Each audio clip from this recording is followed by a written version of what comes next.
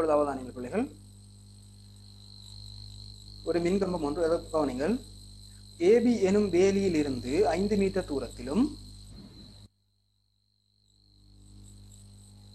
AB AC எனும் வேலிகளிலிருந்து சம தூரத்திலும் என்றால் இரு நிலைத்த நேர்கோடுகளில் இருந்து சம தூரத்தில் அசையும் புள்ளியினொழுக்கு இரு நிலைத்த நேர்கோடுகளில் இருந்து சம தூரத்தில் அசையும் புள்ளியினொழுக்கு கோண இரு சமக்கூறாக்கி. அப்ப அதில் இரண்டாவது உங்களை கேட்கப்பட்டது கோண இரு சமக்கூறாக்கி. எதன் கோண இரு சமக்கூறாக்கி என்றால் இந்த பிஏசி என்ற கோணத்தின் கோண இரு சமக்கூறாக்கி. அது பெரும்படி படம் தான் கேட்கப்பட்டிருக்கின்றது. அப்ப நீங்க அமைப்பு வரிப்படம் அல்ல, நீங்கள் கவராயம் எல்லாம் வைத்து அமைத்து காட்ட வேண்டும் என்ற அவசியம் இல்லை. கவராயத்தை வைத்து அமைத்தால் பிழை போட மாட்டார்கள், அது சரியான விடையாக ஏற்றுக்கொள்ளப்படும். இப்ப நீங்கள் கவராயம் வைக்க வேண்டும் என்ற அவசியம் இல்லை. நாங்கள் நேரடியாக ஒரு பெரும்படி அமைப்பு படம். இப்ப ஒரு கோண இரு சமக்கூறாக்கி. இந்த பிஏசி என்ற கோண இரு சமக்கூறாக்கி பெரும்படியாக அவ்வாறு ஒரு கோட்டை நாங்கள் போட்ட வேண்டும். இந்த கோணம் சமன் என்று நாங்கள் இவ்வாறு குறிக்க வேண்டும். இந்த கோணங்கள் சமனானவை, இந்த கோணமும் சமன் இவ்வாறு குறித்து விட்டோமாக இருந்தால் இந்த பிஏசியின் கோண இரு சமக்கூறாக்கி தான் இங்கு வரையப்பட்டிருக்கின்றது. இங்கு உங்களுக்கு கேட்டது ஒரு மின்கம்பம் நாட்ட வேண்டி இருக்கின்றதாம், அதற்கான இடத்தை எஃப் என பெயரிடட்டுமா. ஆகவே இந்த ஏபிக்கு சமாந்தரமாக 5 மீட்டர் தூரத்தில் அவங்க ஒரு கோடு வரைந்து தரப்பட்டிருக்கின்றது. ஆகவே அது ஏபிக்கு 5 மீட்டர் தூரத்தில் அசையும் புள்ளியினொழுக்கு, ஏபி ஏசியிலிருந்து சம தூரத்தில் அசையும் புள்ளியினொழுக்கு இப்பொழுது நாங்கள் கோண இரு சமக்கூறாக்கி அமைத்து காட்டியிருக்கின்றோம், வரைந்து காட்டியிருக்கின்றோம். அந்த இரண்டு ஒழுக்குகளும் இடைவெட்டும் புள்ளிதான் அந்த மின்கம்பம் நாட்ட வேண்டிய இடம். ஆகவே இந்த இடத்துக்கு நாங்கள் எஃப் என பெயரிட்டு விட்டோமாக இருந்தால் சரியானது. இந்த புள்ளிதான் எஃப் என்பது. இப்பொழுது பகுதி பியில் முதலாவது வினாவினை அவதானிப்போம். பகுதி பியில் முதலாவது வினா,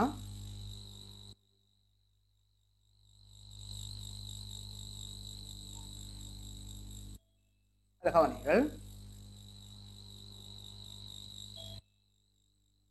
கமிசை தைக்கும் ஓர் நவீன தொழிற்சாலையில் ஒரு மாதத்தில் தைத்து முடிக்கும் ஆடைகளில் 4 ஒரு பகுதி அமெரிக்காவுக்கும் 4 ஒரு பகுதி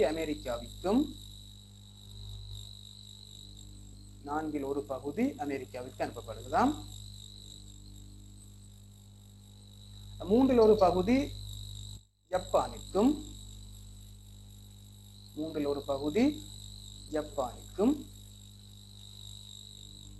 ஏற்றுமதி செய்வதுடன் மிகுதியில் 5/3 பங்கு நமது நாட்டுக்கு விற்கப்படுகின்றன. ஏற்றுமதி செய்யப்பட்ட கமிசை பெருமானம் முழு கமிசை பெருமானத்தின் என்ன பகுதியாகும் என்ற அந்த உடையின் ஒரு பெயர் தான் கமிசை என்று சொல்றார்கள். ஆகவே அமெரிக்காவுக்கும் ஜப்பானுக்கும் தான் ஏற்றுமதி செய்யப்பட்டிருக்கின்றது. அப்ப அமெரிக்காவுக்கு ஏற்றுமதி செய்யப்பட்டது 4/1, ஜப்பானுக்கு ஏற்றுமதி செய்யப்பட்டது 3/1. இது ரெண்டையும் கூட்டி விட்டோமாக இருந்தால் ஏற்றுமதி செய்யப்பட்ட மொத்த பின்னம் கிடைக்கும். 4க்கும் 3க்கும் போமாசி 12, 4க்கும் 3க்கும் போமாசி 12. எனவே இந்த 4 நாங்கள் 3 பெருக்குதல் வேண்டும். ஆகவே 1 3 பெருக்கும் போது 3, இங்க 3 4 பெருக்கும் போது தான் 12 கிடைக்கும். ஆகவே இந்த தொகுதி எண் 1 4 பெருக்கும் போது 4. ஆகவே இது 12 மேல் 7 என கிடைக்கும். இதுதான் மொத்தமாக ஏற்றுமதி செய்யப்பட்ட பின்னம். அடுத்தது, ஆடைகள் ஏற்றுமதி செய்ததன் பின்பு மீதியாக உள்ள ஆடைகள் முழுவதில் என்ன பின்னமாகும்? ஏற்றுமதி செய்யப்பட்டதன் பின்பு மீதியாக உள்ள ஆடைகள் மொத்தத்தின் என்ன பின்னம் என்று கேட்கிறார்கள். ஆகவே 12 7 ஏற்றுமதி செய்யப்பட்ட ஆடைகள் மொத்தம் பாருங்க 12 12. இந்த செய்க வழி அவசியம் இல்லை, நேரடியாக நாங்கள் விடையையும் கொடுக்கலாம். ஆகவே 12 5 பங்கு தான் இறுதியாக எஞ்சி இருக்கும். ஏற்றுமதி செய்ததன் போக மிகுதியாக எஞ்சி உள்ளது 12 5.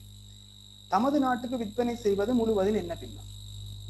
அது எஞ்சியதன், அதாவது 12 5 இன் அப்படிதான் சொல்லப்பட்டிருக்க, மிகுதியில் 5/3. அப்ப 12 5 இன் 5/3 தான் நமது நாட்டுக்கு விற்பனை செய்யப்படுகிறது. இந்த 5ஐயும் சுருக்க முடியும். இந்த 3ஐயும் 12ஐயும் நாங்கள் 3 சுருக்கும் போது எளிய பின்னமாக்கி வெளியே கொடுக்க வேண்டும் கட்டாயமாக 4/1. ஆகவே நமது நாட்டுக்கு விற்பனை செய்வது முழுவதில் 4/1. அடுத்தது, ஏற்றுமதி செய்தல், தமது நாட்டுக்கு விற்பனை செய்தல் என்பவற்றின் பின்பு மீதியாக உள்ளது முழுவதில் என்ன பின்னமாகும்? ஏற்றுமதி செய்தது 12 தமது நாட்டுக்கு விற்பனை செய்தது 4 இவ்வளத்தையும் கூட்டி விட்டோமாக இருந்தால் அந்த ஏற்றுமதி செய்ததும் நமது நாட்டுக்கு விற்பனை செய்ததுக்குமான பின்னம் கிடைக்கும். 12க்கும் 4க்கும் போமாசி 12 தான். ஆகவே இது 7. இந்த 4 நாங்கள் 3 நாள் பெருக்கும் போதுதான் 12 கிடைக்கும். ஆகவே இங்க 3 என்று வரும். ஆகவே இது 12 மேல் 10. ஆகவே 12 10 ஏற்றுமதி செய்யப்பட்டதும் நமது நாட்டுக்கு விற்பனை செய்ததும். ஆகவே எஞ்சியது 12 2. இதை கட்டாயமாக எளிய பின்னமாக கொடுக்க வேண்டும். ஆகவே 6 ஆகவே இறுதியாக எஞ்சியது 6 இறுதியாக எஞ்சியது 6 இப்பொழுது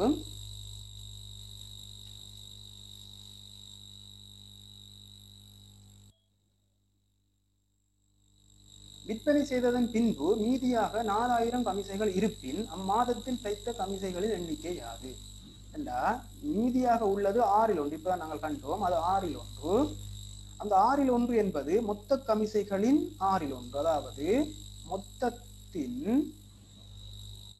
6 தான் மொத்தத்தின் 6 தான் இந்த 4000 கமிசைகள் என்று தரப்பட்டிருக்கின்றது. என்றா எங்களை கேட்டது மொத்த கமிசைகள் எத்தனை என்றா மொத்தம் இந்த 4000-னை இந்த 6 பெருக்குதல் வேண்டும். 4000-னை இந்த 6 பெருக்குதல் வேண்டும். ஆகவே 24,000 கமிசைகள் தைக்கப்பட்டிருக்கும். 24,000.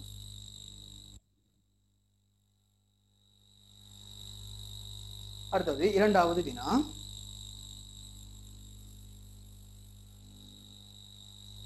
ABCD என்பது செவ்வக வடிவில் அமைந்த ஒரு நிலப்பரப்பாகும். அது படத்தில் வாக்க விளங்குகிறது. அதன் நீளம் அகலம் என்பன படத்தில் குறித்து காட்டப்பட்டுள்ளன. நீளம் 100 மீட்டர், அகலம் 28 மீட்டர். சரி, செவ்வக வடிவ நிலப்பகுதியின் பரப்பளவை காண்கும். பரப்பளவு என்பது நீளம் தர அகலம். செவ்வகம் தானே, ஆகவே நீளம் தர அகலம். ஆகவே நீளம் 100, அகலம் 28. ஆகவே பரப்பளவு 2800 மீட்டர் வர்க்கம். படத்தில் உள்ளபடி AD எனும் வேலியின் உட்பக்கமாக அரைவட்ட வடிவ பகுதியில் கரிமிளகாய் நடப்பட்டுள்ளது. இந்த பகுதியில கரிமிளகாய் நடப்பட்டிருக்கலாம். கரிமிளகாய் நடப்பட்டுள்ள பகுதியின் சுற்றளவை காணும். அந்த சுற்றளவை காணும் போது எங்களுக்கு இந்த AD வில்லின் நீளம் தேவை. அப்ப வில் AD நாங்கள் முதல் காண வேண்டும். அது அரைவட்ட வில். ஆகவே 2 தர 2πr போடலாம் அல்லது πd போடலாம். அப்ப இது 2 தர பைக்கு 22/7. இங்கு விட்டம் தான் இந்த 28 மீட்டர். ஆகவே 28. இந்த 7ஐயும் 28ஐயும் சுருக்கும் போது இங்கு 4, இந்த 2ஐயும் 4ஐயும் சுருக்கும் போது இங்கு 2. ஆகவே 44 மீட்டர் இந்த AD வில்லின் நீளம். இப்பொழுது கரிமிளகாய் பயிரிடப்பட்ட பகுதியின் சுற்றளவு என்று போது அந்த 44உடன் இந்த 28-னை நாங்கள் கூட்டுதல் வேண்டும். சுற்றளவு தானே. ஆகவே 8 4 12 4 3 7 72 மீட்டர் கரிமிளகாய் பயிரிடப்பட்ட இந்த அரைவட்ட பகுதியின் சுற்றளவு. அடுத்த வினா.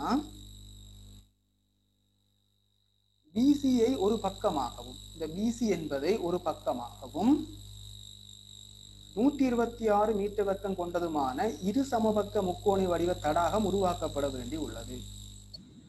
இரு சமபக்க முக்கோண வடிவம் உருவாக்கப்பட வேண்டும். BCயை அடியாக கொண்டிருக்க வேண்டும். நீர் தடாகத்தின் உயரத்தை கண்டு முக்கோணி என்றால் அதன் செங்குத்து உயரத்தை கேட்கிறாங்க. நீர் தடாகத்தை அளவிடைகளுடன் மேலே உள்ள படத்தில் வரைக. முதல் நீர் தடாகத்தை வரைவோம், பிறகு நாங்கள் அளவிடையை போட்டுக்கொள்வோம். ஆகவே இந்த நீர்த்தடாகம் இவ்வாறு அமைய வேண்டும். நீர்த்தடாகம் இந்த BCயை அடியாக கொண்டு இவ்வாறு அமைய வேண்டும். இரு சமபக்க முக்கோணியாக அமைய வேண்டும். இவ்வாறு ஒரு நீர்த்தடாகம். இதுல இந்த செங்குத்தின் உயரம் தான் எங்களை கேட்கிறாங்க. ஆகவே அதை நாங்கள் கண்டுபிடுவோம். அதை கண்டு எவ்வளவுன்னு நாங்கள் இதுல போட்டோமாக இருந்தால் சரி.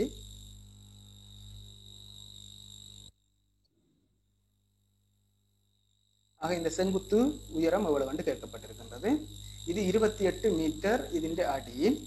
ஆகவே இதன் பரப்பளவு தரப்பட்டிருக்கிறது 126 மீட்டர் வர்க்கம். ஆகவே முக்கோணியின் பரப்பளவு அரை தர அடித்தர செங்குத்துயரம், அரை தர அடி தர செங்குத்துயரம். அடி என்பது 28, செங்குத்துயரம் தான் நாங்கள் காண வேண்டும். அது சமன் 126.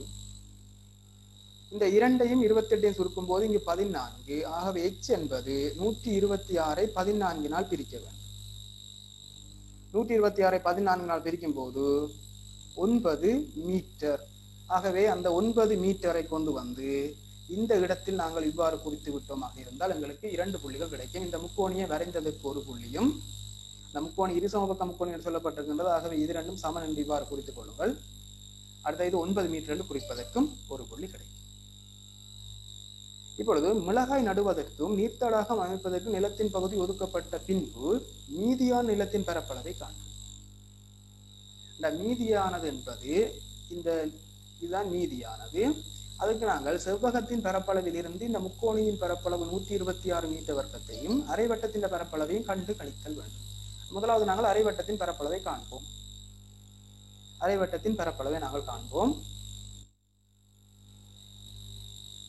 ஆகவே அரைவட்டத்தின் பரப்பளவுக்கு சமன்பாடு அரை பையார் வர்க்கம். அப்ப இதுல அரை தர பைக்கு 22/7, 28 மீட்டர் விட்டம். ஆகவே 6/14. இந்த 7ஐயும் 14ஐயும் சுருக்கும் போது 2, இந்த 2ஐயும் இந்த 2ஐயும் சுருக்கி விடலாம். ஆகவே 22/14 பெருக்கும் போது 308 மீட்டர் வர்க்கம் அந்த அரைவட்டம் கரிமிளகாய் பயிரிடப்பட்ட பகுதியின் பரப்பளவு. இப்ப எஞ்சிய பகுதியின் பரப்பளவு என்பது, மீதி நிலத்தின் பரப்பளவு என்பது 2800 மீட்டர் வர்க்கத்தில் இருந்து அந்த அரைவட்டத்தின் பரப்பளவு 308 மீட்டர் வர்க்கத்தையும் முக்கோணியின் பரப்பளவு 126 மீட்டர் வர்க்கத்தையும் நாங்கள் கழித்தல் வேண்டும். ஆகவே 2800 இருந்து இது 6 2 6 மற்றும் 14 2 3 3 4 434 கழித்தல் வேண்டும். ஆக 434 2800 இருந்து கழிக்கும் போது 10 4 கழிக்கும் போது 6, 9 3 போனால் 6, 7 4 கழித்தம் என்றால் 3, இங்கே 2, 2366 மீட்டர் வர்க்கம் எஞ்சிய பரப்பு இருக்கும்.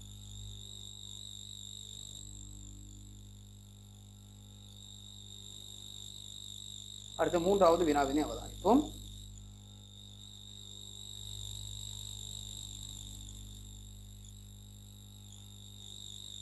ஒரு வியாபார கடைக்கு காலாண்டு வரியாக ரூபாய் 450 கடை சொந்தக்காரர் செலுத்துகிறார். காலாண்டு வரி. அவன் செலுத்தும் ஆண்டு வரி யாது என்றால் 450 4 பெருக்குதல் வேண்டும். ஆகவே ரூபாய் 1800. இப்பொழுது இந்நகர சபை ஆண்டு வரியாக 5% அறவெடுக்கிறது எனின் அக்கடையின் ஆண்டு பெருமானம் யாது என்றால் 100 மேல் 5 தர ஆண்டு பெருமானம். இதுதான் எங்களுக்கு 1800 என விடை பெறும். இந்த ஆண்டு பெருமானம் தான் எங்களுக்கு கேட்கப்பட்டது. ஆகவே ஆண்டு பெருமானம் என்பது இந்த 1800 இந்த 100 பெருக்கி 5 வகுத்தல் வேண்டும். ஆகவே இது 5 பிரிக்கும் போது இங்கு வரும் 20. ஆகவே 1800 20 பெருக்கும் போது 18 2 பெருக்கும் போது 36. அதோடன் 3 பூஜ்ஜியங்கள் வரும். இந்த 1800 உள்ள 2 பூஜ்ஜியங்களும் 20 உள்ள 1 பூஜ்ஜியமும் வரும். ஆகவே ரூபாய் 36,000 ஆண்டு பெருமானமாக இருக்கும்.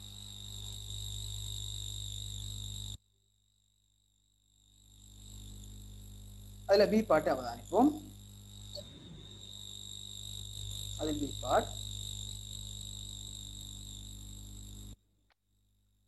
பிஎல் நிறுவனம் ஒன்றில், பிஎல் என்பது ஒரு பெயர், 12% எளிய வட்டிக்கு ரூபாய் 50,000 கடனாக பெற்று 2 வருட முடிவில் கடனில் இருந்து மீண்டாரெனின் அவர் கடனில் இருந்து மீளுவதற்கு செலுத்திய மொத்த பணம் யாது? இந்த 2 வருட வட்டியை முதலாவது நீங்கள் காண வேண்டும். ஆகவே 2 வருட வட்டி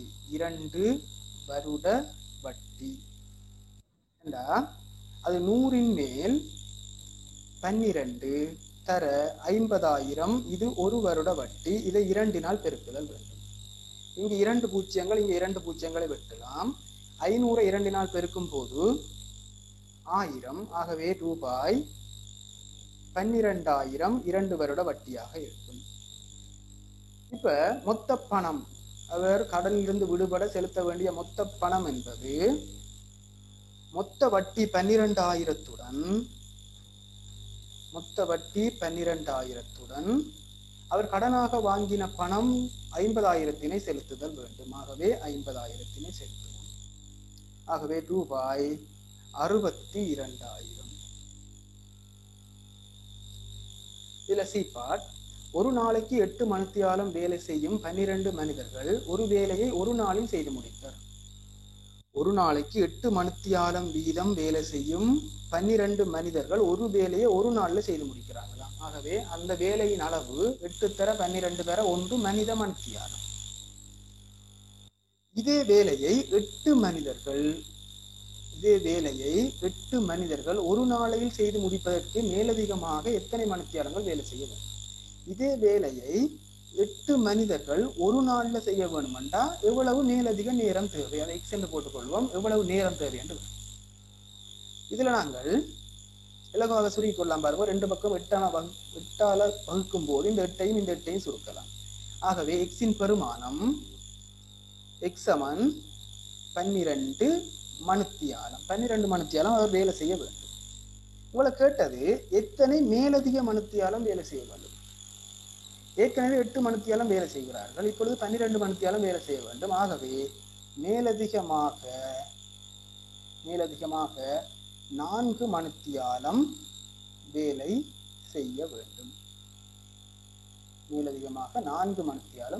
வேண்டும். அவ்வாறு குப்தமான சரி.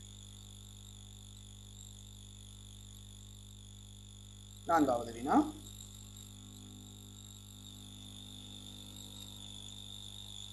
அவதானிகள். தரம் 11 நடத்தப்பட்ட கணித பரீட்சையில் பெற்றுக்கொண்ட புள்ளிகள் பற்றிய தகவல்கள் அடங்கிய விவரம் வட்ட வரையில் காட்டப்பட்டுள்ளது. மேலே உள்ள வட்ட வரைவில் 60 தொடக்கம் 70 புள்ளிகளை பெற்ற மாணவர்களின் ஆரைச்சிறை கோணத்தின் பெருமானம் யார்? அது எக்ஸ் என்று தரப்பட்டிருக்கின்றது. அந்த ஆரைச்சிறை கோணம் எவ்வளவு என்று கேட்கிறாங்க. ஏனைய ஆரைச்சிறை கோணங்களை பாருங்கள். 81 பாகை, அடுத்தது 135 பாகை, அடுத்தது 27 பாகை, அடுத்தது 54 பாகை. அவ்வளோத்தையும் நாங்கள் கூட்டுவோம். 5 3 6 10 17 8 3 11 12 14 19 297 பாகை வருகிறது. எனவே 360 இருந்து அந்த 297 பாகையை நாங்கள் கழிக்க வேண்டும். ஆகவே 63 பாகை.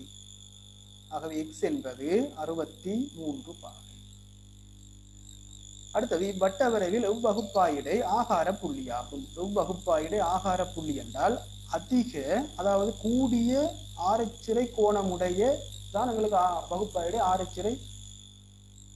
அதிகூடிய ஆரைச்சிறை கோணமுடைய வகுப்பாயிடைக்கான வகுப்பாயிடை தான் எங்களுக்கு ஆகார வகுப்பாயிடையாக இருக்கும். ஆகவே அது 40 தொடக்கம் 50.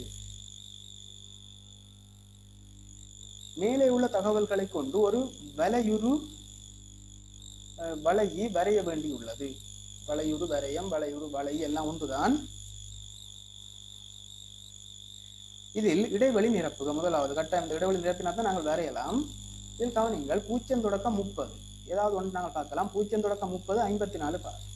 அதுக்கு 6 மாணவர்கள். அப்ப 0 தொடக்கம் 30 என்பது 54 பாகையால 6 பேரை குறிச்சிருக்கணும். அப்ப 54 பாகையால 6 பேரை குறிச்சிருக்கின்றோம். ஆகவே எங்களுக்கு தேவை இப்ப 40 தொடக்கம் 50 135 பாகை. இப்ப 135 பாகையால எத்தனை மாணவரை குறிச்சிருக்கின்றோம்? இது ரெண்டே நாங்கள் 27 சுருக்க முடியும். இங்கு 2 என வரும், இங்கு 5. இந்த 2ஐயும் 6ஐயும் சுருக்கும் போது இதுல 3. ஆகவே 3 தர 5 15 மாணவர்கள் 40 தொடக்கம் 50 புள்ளிகளை பெற்றார்கள். அப்ப இந்த இடைவெளியில 15 வேணுமெண்டா இதுலயும் 15. இந்த செய்க வழியை நாங்கள் இதுக்குள்ள கொடுத்துக் கொள்றது நல்லது. அடுத்தது மேலே அட்டவணையை உபயோகித்து வளையுறு வரையத்தை வரையட்டுமா? வளைவுறு வரையம் வரைகிறதுக்கு உங்களுக்கு ஒரு வரைபுதால் அடுத்த பக்கத்தில் தரப்பட்டிருக்கின்றது. அதற்கு முதல் நாங்கள் இந்த அட்டவணையை அவதானிப்போம். 0 தொடக்கம் 30 இதன் வகுப்பாயிட பெருமன் 30. 30 தொடக்கம் 40 வகுப்பாயிட பெருமன் 10. 40 தொடக்கம் 50க்கும் வகுப்பாயிட பெருமன் 10. 50 தொடக்கம் 60க்கும் 10. 60 தொடக்கம் 70க்கும் 10. ஆக மொத்தம் இந்த 0 தொடக்கம் 30ல 3 வகுப்பாயிடைகள் இருக்கின்றது. அப்ப 0 தொடக்கம் 10 ஒரு வகுப்பாயிடை, 10 தொடக்கம் 20 ஒரு வகுப்பாயிடை, 20 தொடக்கம் 30 ஒரு வகுப்பாயிடை. இது மூன்றுக்கும் சேர்த்துத்தான் 6 மாணவர்கள். ஆகவே இந்த 0 தொடக்கம் 10க்கு 2 மாணவர்கள், 10 தொடக்கம் 20க்கு 2 மாணவர்கள், 20 தொடக்கம் 30க்கும் 2 மாணவர்கள். இதை நாங்கள் இப்பொழுது ஒரு வளைவுறு வரையத்தில் வரைவோம்.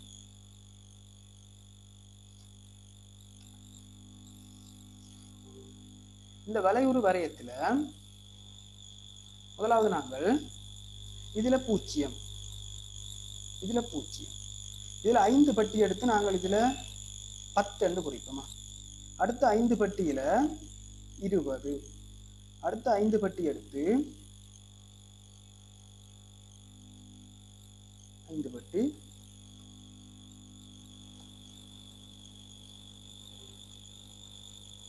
30, அடுத்த 5 பட்டி எடுத்து 40, அடுத்த 5 பட்டியில 50, அவ்வாறு 5 பட்டிகளாக இடைவெளிகள் எடுத்துக்கொள்ளுங்கள். 60, கடைசி 70 வரைக்கும் இருந்தால் போதும். 70. அதே போல இங்கு ஆகக்கூடியது எங்களுக்கு 15 தான் இருக்கின்றது. ஆகக்கூடியது 15. ஆக 15 வரைக்கும் எங்களுக்கு மீள்றனை குறிக்கக்கூடியதாக இருத்தல் வேண்டும் மாணவர்களின் எண்ணிக்கையை. ஆகவே இங்கு நாங்கள் 5 பட்டி எடுத்து 2, 4, 5 பட்டி எடுத்து 5 என குறியுங்கள். இதில் 5 பட்டி எடுத்து 5 என குறிப்போம். அடுத்த 5 பட்டி எடுத்து 10, அடுத்த 5 பட்டிகள் எடுத்து 15,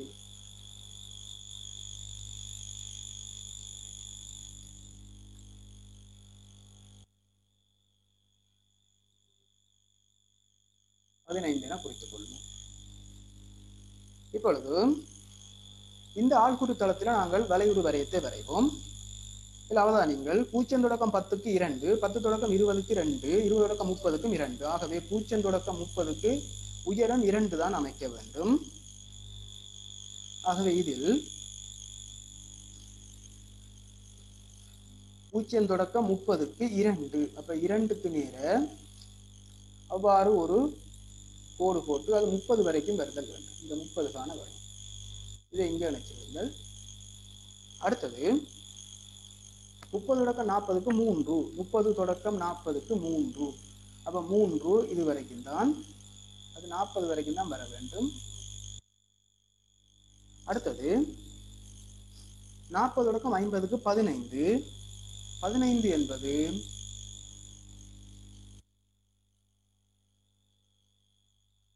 15,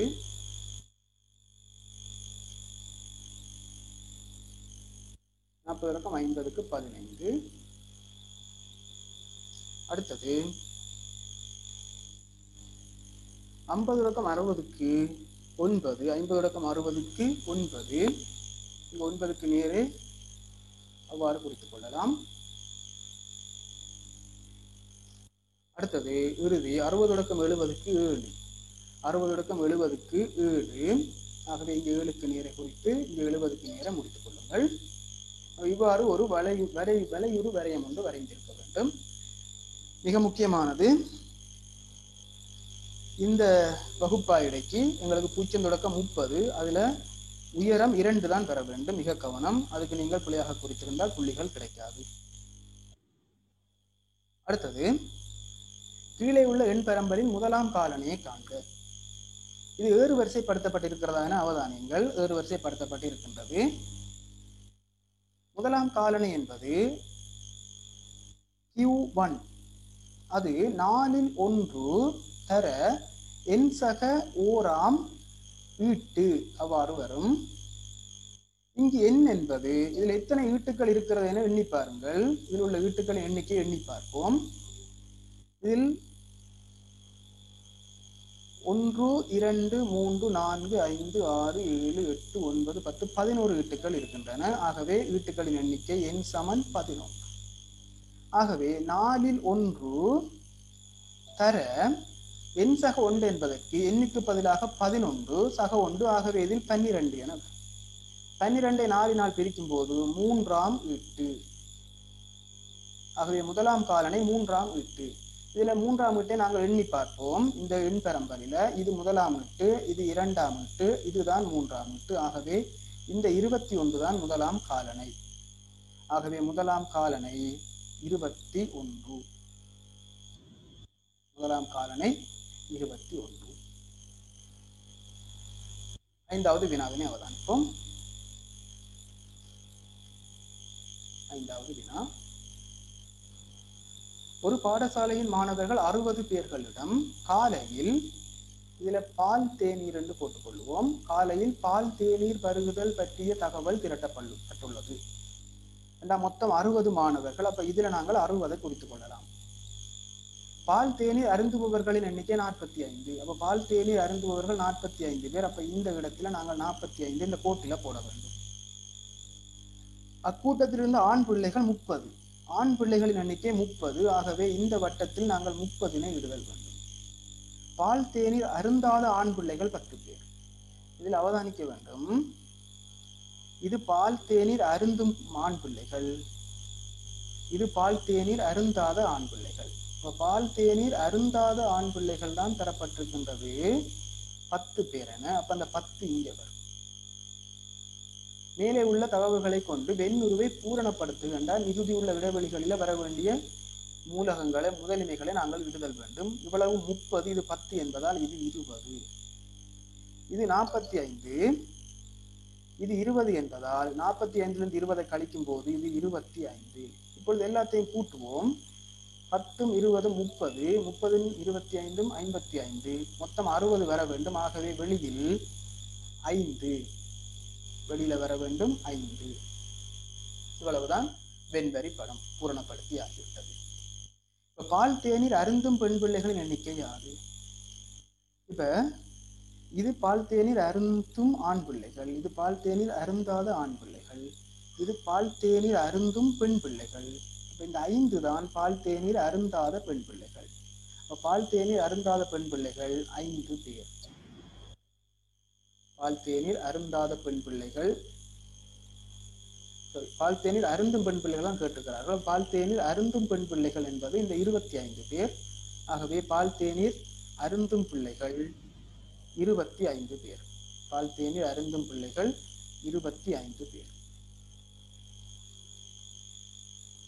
அடுத்தது காலையில் பால் தேநீர் அருந்தாத மாணவர்கள் எண்ணிக்கையை காண்க. பால் தேநீர் அருந்தாத மாணவர்கள் என்றால் இந்த 20 25 தவிர இதற்கு வெளியில் வரும் அவ்வளவு பேரும் பால் தேநீர் அருந்தாதவர்கள். ஆகவே இந்த 10ம் இந்த 5ம் வரும். ஆகவே இதுல 10 சக 5 என்று போட்டு நாங்கள் 15 என்று கொடுக்கலாம், அல்லது நேரடியாக 15 என்று கொடுத்தாலும் எங்களுக்கு முழு புள்ளிகளும் கிடைக்கும். பி பாட்டை பார்ப்போம். பி பகுதியில் கீழே தரப்பட்டுள்ள வெண்ணுருவில் தொடை குறிப்பீட்டில் குறிப்பிடப்பட்டுள்ள பகுதியை நிலட்டுக. இங்கு A டேஷ் இடைவெட்டு B. இங்கு 2 தொடைகள் இருக்கின்றது, A டேஷ், அடுத்தது B. இப்பொழுது A டேஷின் பகுதிகளை நான் இங்கே அடையாளமிட்டு காட்டுகிறேன். A டேஷ் என்றால் ஏக்கு வெளியிலே A தவிர்ந்தது. அப்ப இது 2ம் தான் A டேஷிற்கான பிரதேசங்கள், ஏக்கு வெளியில் உள்ள பிரதேசங்கள். அடுத்த பியின் பிரதேசம், இதுல A டேஷும் பியும் தான் இருக்கின்றது. அப்ப பியின் பிரதேசம் என்றால் B என்ற வட்டத்திற்கு உள்ளே வரும் பிரதேசம். அப்ப இது 2ம் தான் B என்ற பிரதேசம். இப்ப இங்கு இடைவெட்டு வந்திருப்பதனால்